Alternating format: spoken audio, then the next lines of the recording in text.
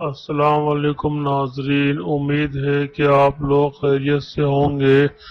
ناظرین، آج ہم آپ کو رزق میں برکت کا ایک بہت ہی آسان وظیفہ بتائیں گے، جس کے کرنے سے انشاءاللہ اللہ پاک رزق اور برکت کے دروازے کھول دے گا۔ ناظرین، اگر آپ کے رزق میں برکت نہیں ہوتی ہے اور آپ رزق کی تنگی کا شکار ہیں تو یہ عمل کر لیں۔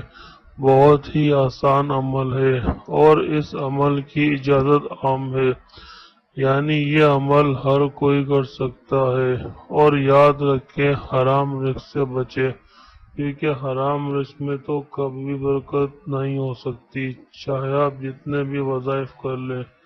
ناظرین، کرنا آپ نے یہ ہے کہ نماز فجر سے پہلے گھر کے چاروں کونوں میں یا رزاقو گھر کے چاروں کونوں میں یا رزاقو 10 بار پڑھ کر پھونکیں۔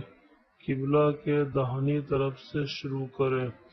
کچھ دن کے عمل سے ہی رزق کی تنگی دور ہو جائے گی اور رزق کے دروازے کھل جائیں گے۔ اس عمل کو اگر آپ اپنی زندگی کا معمول بنا لیں تو زندگی بھر رزق کی تنگی سے بچے رہیں گے۔